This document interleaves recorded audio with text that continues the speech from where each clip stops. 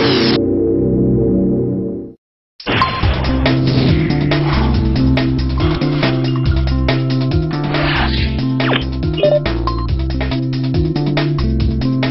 guys, Brian Tong here with CNET.com, and today we're going to be talking about phones. Now, there are tons of phones out there, and people want to do different things with them. And today we're going to talk specifically about smartphones and how to choose the best one for you. So joining me in the studio, Miss Bonnie Cha. Hi. How are you doing today? Good, thanks. How are you? And we're going to talk about how to help people choose a smartphone that's the best for them. So first, right off the bat, we have 4 phones in front of us. What really defines a smartphone as a smartphone? Right. So for us, a smartphone is any handset that's running a third-party operating system. So that includes Palm, Windows Mobile, Symbian, BlackBerry, and iPhone. So that's what we call a smartphone.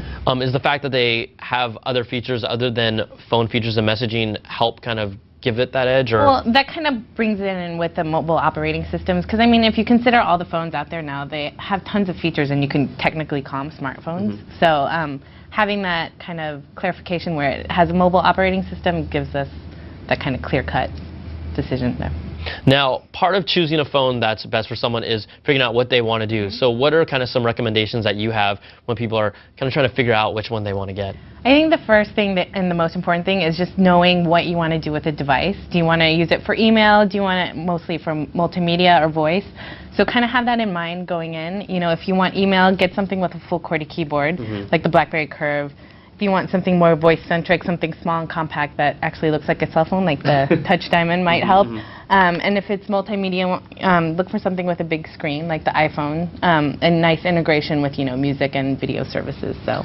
And also with these phones, they obviously have a lot of different ways to navigate them. Some have keyboards, some are just touch screens. Do you have any advice on what a person should look at depending on which phone they want to get? I think at that point you just need to go in the store and play around with the phones and see what works for you. You know, some of the keyboards are smaller than the others, and if you've got larger thumbs, you want sausage fingers. Not good. Not good. You want a bigger keyboard.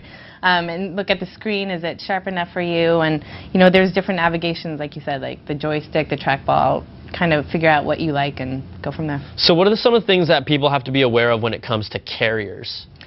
Just realize that not all phones are available on all carriers. Some models are available like across the board, but some are exclusive to some carriers. So you know, if you're tied into a contract and want another phone on another carrier, you're kind of screwed unless you have to wait till the end of your contract, or you know. If I'm like on Verizon and I want to get the iPhone, I'm going to have to cancel my contract. You're going to have to cancel your contract. Pay money to do that. Right. Another option is getting an unlocked phone.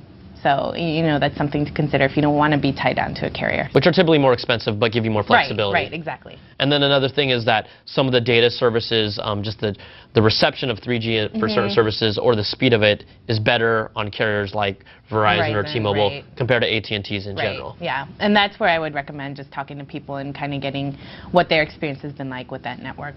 Okay, excellent. Now, with these phones here, which one does our senior editor for mobile phones, Bonnie Cha, use?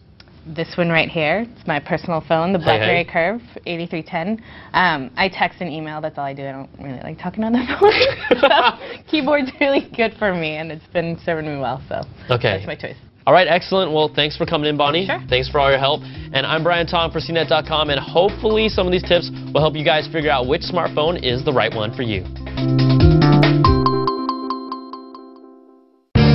Hey, I'm Tom Merritt, host of CNET's Top 5. You know, there are many more than 5 reasons why you might want to watch Top 5. You can get a load of the best gadgets out there, the most popular ones, the worst downloads, top TV robots, and there's always a chance you could win fabulous prizes. Check out CNET Top 5 at CNET.com/Top 5.